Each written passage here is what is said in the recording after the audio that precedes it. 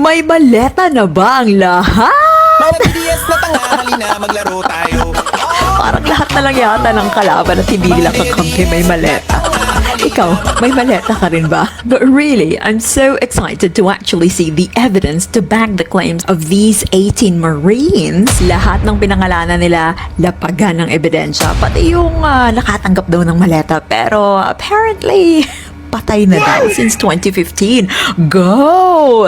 This is interesting. 18 ex-Marines, sure. Pero hanggat walang ebidensyang nilalapag at pinapakita, tell it to the Marines. Sawang-sawa na ang mga Pilipino sa batuhan ng putik. Puro naratibo, walang ebidensya. Kaya nga gustong-gusto rin namin matuloy ang impeachment trial ni Sara Duterte kasi nga gusto namin makita ang lahat ng ebidensya para naman fair sa kanya. Malay mo, may mga ebidensya din siya na magpapatunay na mali ang mga aligasyon tungkol sa kanya. Kaya nga naman, importante na makita ang mga ebidensya. Kahit sino pang involved dyan. Pero teka muna, itong mga ex-Marines, ito yung ayaw magpa-interview sa NBI ng paisa-isa.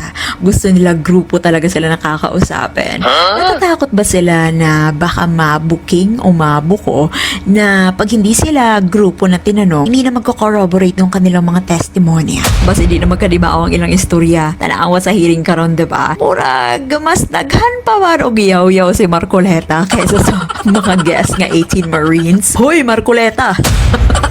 Bakit parang mas marami ka pang satsat at parang mas kabisado mo pa ang affidavit ng 18 Marines kaysa sa mga resource persons mo? Parang nung kay Orly Gutesa na may fake affidavit, parang mas kabisado mo pa kung saang page ang dapat sabihin, kung saang page ang dapat pag-usapan.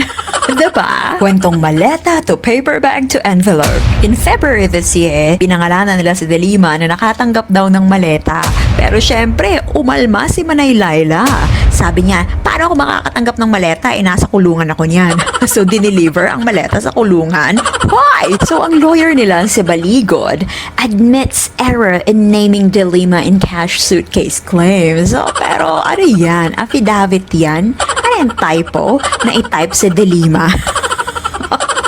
Hoy, sino pinaglolo ko nyo? Pero hindi pa siya nagtatapos ang kwento. Ay, hindi pala maleta. Paper bag pala. Ano ba talaga? Maleta? Paper bag? Baka susunod envelope na yan. Hindi rin nakaligtas at pinangalanan ang executive assistant ni Tito Soto na si Mark. And apparently, patay na pala siya since 2015. Hoy, bakit nakatanggap ng maleta ang patay? Paano yun? Sino scriptwriter nyo? Langyayan. At eto nga ang statement ni Tito Soto.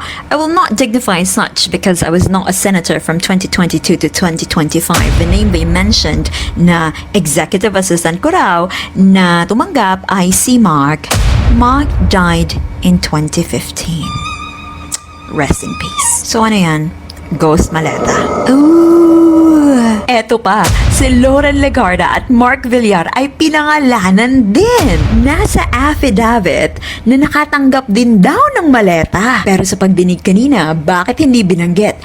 Bakit hindi in-highlight? Matatandaan na nung ginawa ang affidavit na ito ay hindi pa nila kakampi si Mark at si Loren. Nasa kabilang bakod pa kasi sila noon. Now na nasa isang block na sila, bakit di na hin-highlight?